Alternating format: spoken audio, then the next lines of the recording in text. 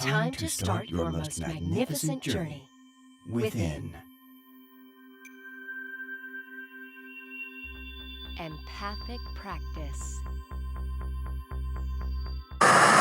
Tonight, at Empathic Practice Dreams, I invite you to embrace uncomfortable situations. Such as not being able to sleep, such as not being able to eat or sit in a room and feel comfortable in your vessel and in your own skin.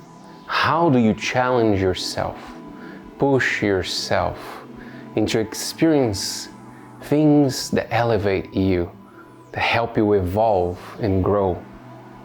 Managing stress in such a subtle way. While others will do everything in their power to avoid awkwardness, some people find that they seek uncomfortable situations to spur growth. How can we be like the sprouting seed that breaks through the soil so it can blossom? So join us in this not so soothing but a special environment that will make you contemplate those situations.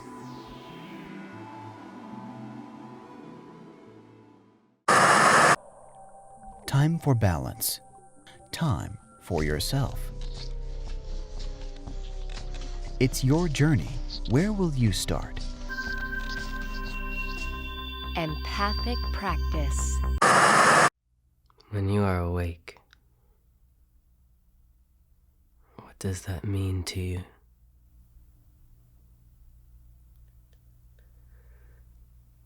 What is it that holds you together?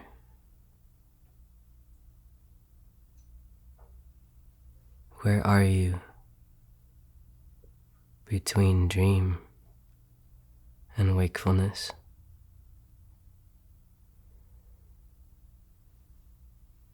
Let yourself dream.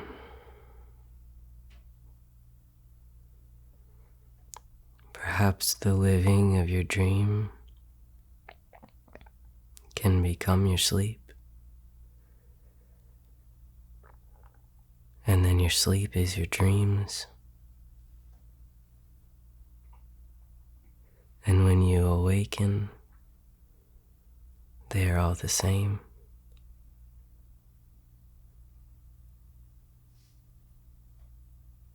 Imagine yourself expanding as you dream.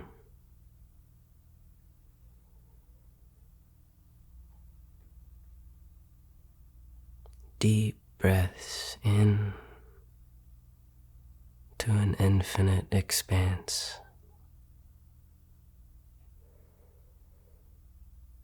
Exhale, manifest outward.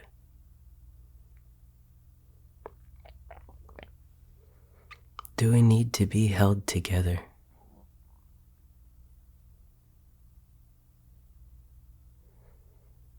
Can we allow ourselves to become exponential?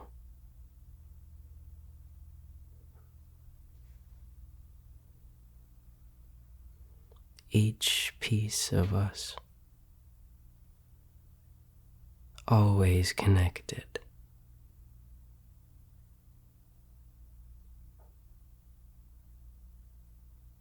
Expanding. Allow yourself to be that which you are not. What does it mean to be you?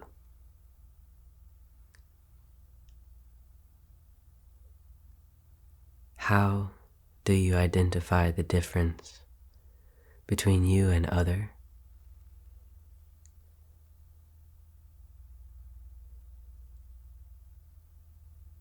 Everything that is just like us, just like you, just like me.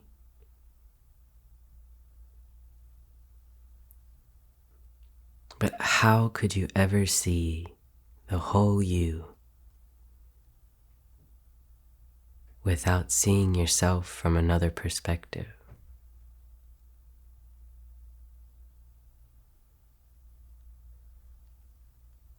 from this next best self witness right here, right now place.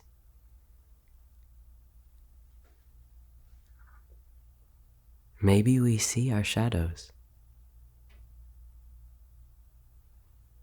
Maybe that proves our existence here as light. How could we form shadows without being light?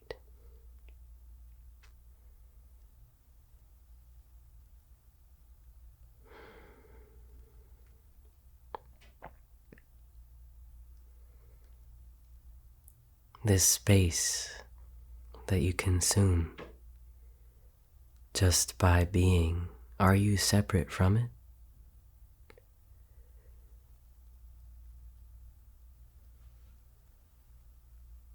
If you can feel a cool breeze, is your feeling separate from the breeze?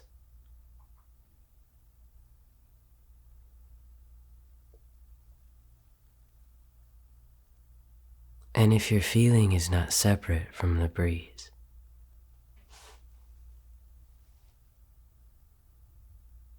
are you separate from anything?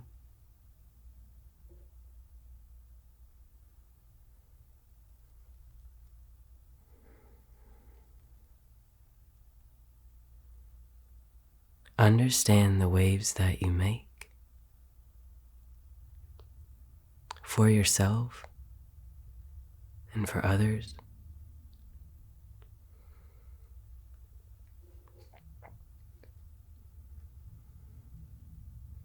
Because the waves that we make are all one.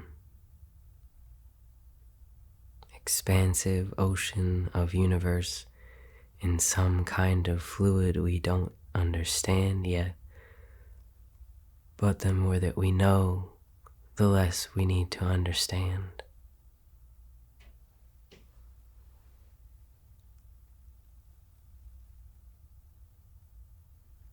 Allow yourself non-understanding.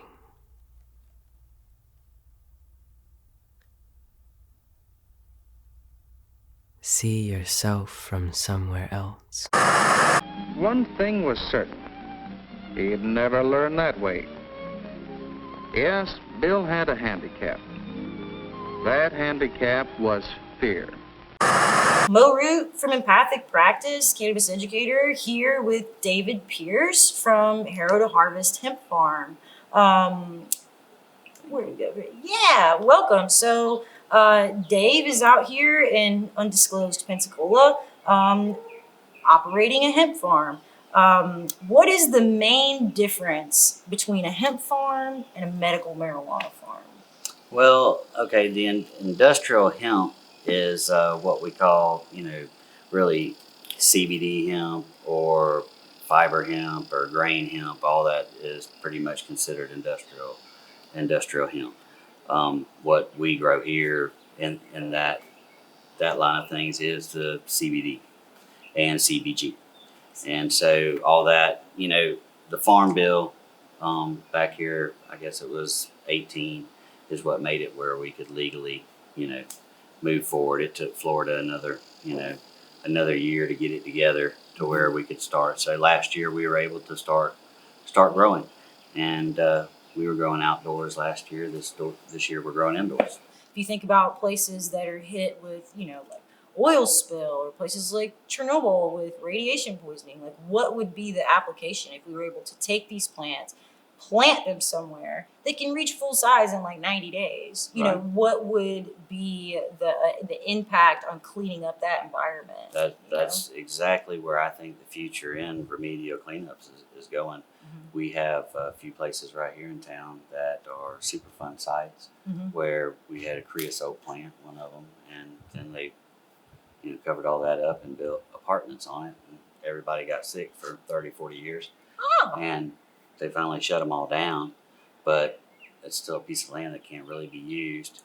But if you could come in and plant that thing in hemp, and you might have to do it 2 or 3 times, but if that can remove the creosote from the property, I mean, that's usable property again. Well, yeah, and if you think about say you did 2 or 3 rounds of a whole, like however many acres of hemp plant, it's still usable when you harvest it because you can turn it into clothes, you can turn it into rope, you can turn it into paper, you can turn it into plastic, That's you can do whatever you want with it. So it's almost just like, why are we not doing this? It's crazy that we're not. It's just people don't know about it yet, and No. this is an immature business or industry Mm-hmm. that is yet to get even close to any kind of full potential. I mean, this is the brand new thing, so there's got to be the right studies done. We don't know exactly what's happening in the plant at this point. Say if you're using it on a diesel spill or something like that, what is it doing when it's pulling up the diesel and it's breaking it down inside that plant? We think it turns it to sugars, but we don't know what's taking place and how toxic the plant is at that point, or has it broken it all down and it's not toxic anymore? If that's the case, well, I mean that's opening a lot of doors there, because right now we're having a problem getting the fiber market off the ground just due to lack of processing, lack of people really understanding the benefits of it. How long have you had a beard for? As long as I've been very uncomfortable in public. So like 10? 9.5. Have you ever like really looked at your own teeth? Yeah. I don't like it. We're back here today We were here tomorrow. and yesterday. Today, I want to go somewhere else. Today, we go to a mountain. A mountain. Is there grass in the mountain? Sometimes. That's fun. Am I Chad? You are Chad. My hands are on my thighs. You are Chad. 6 thighs? Am I dreaming? In the air? What? Were they sitting? Yes. With my father? And his son. You. Over the mountain. This is actually a really big room. Woo! We don't have to stand this close. Does Chad have curly hair?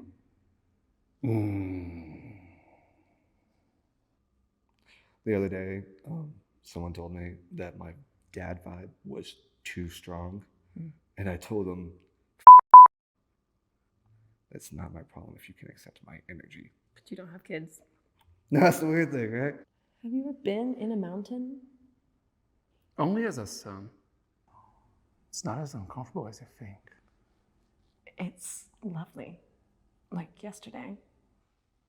Was Chad a mindset Chad is a mindset. as a child? As tomorrow. I borrowed my brother's boots to seem taller. And that way people respect me. Well, that's why I grew a beard. Do you want my beard? I had your beard before. You can't have it anymore. I need it back. I don't want it anymore. Good, because there's another fit. All that I want is to be in the peak of the mountain. How long does that take?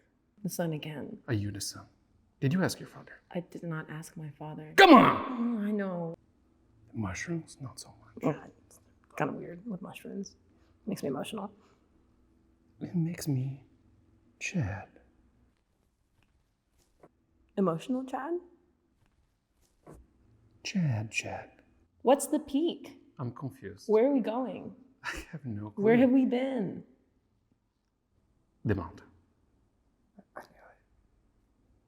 I knew it. If only, no. I don't know what to do with my hands. I don't know what to do with My hands. Chad, Chad? you can get closer.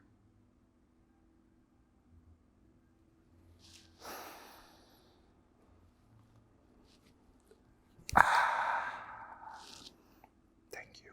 That'll be $500.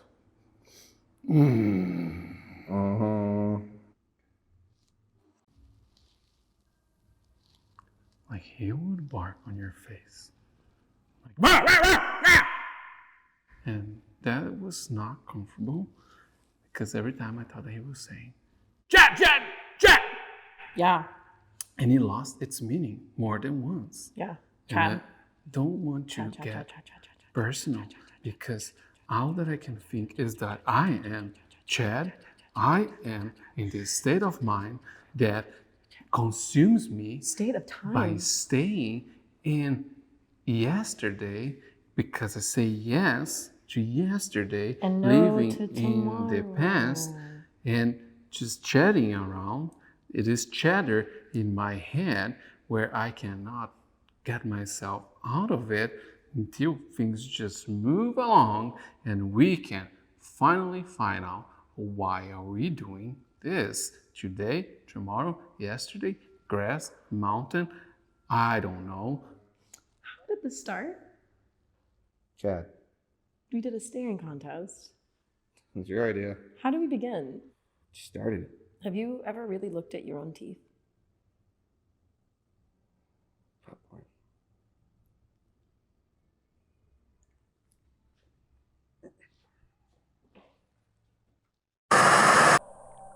Time for balance. Time for yourself. It's your journey. Where will you start? Empathic practice. It could be a crowded space, silence, one other human in an elevator, or simply your thoughts. At some point, each of us feels uncomfortable. We may feel a restlessness settle in, darting our eyes to find a place for our attention, as our hearts begin to pick up pace and our hands get clammy. As you become aware of your environment, your brain is responding.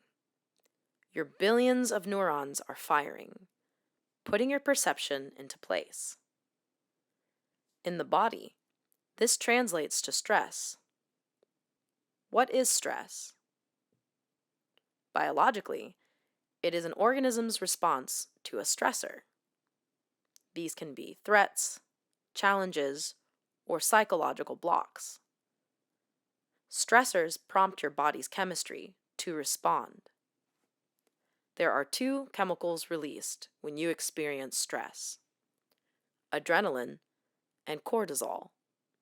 And for humans, largely two major systems involved: your autonomic nervous system and your hypothalamic pituitary adrenal axis, or HPA. These are responsible for your heart rate, respiratory rate, mood, and emotions, just to name a few. What does this mean for you? It means your body is ready to adapt to and navigate your environment.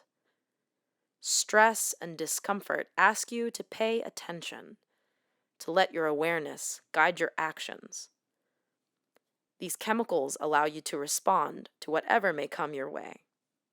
While distress, stress that negatively affects you, is not your optimal state. Eustress, stress that positively affects you, can push you to grow when you need it. Perhaps in a crowded space, in silence, with one other human in an elevator, or simply your thoughts. Making space to be aware and mindful of your discomfort is key. You can push through that challenging workout, that awkward silence, that hard conversation, and become stronger, more patient, and more mindful in the process.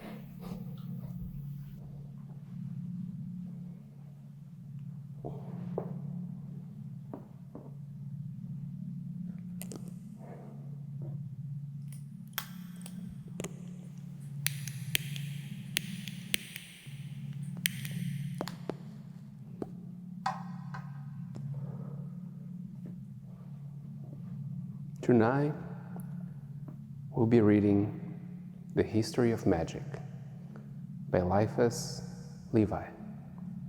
Book 5, The Adepts and the Priesthood. Chapter 1, Priests and Popes Accused of Magic.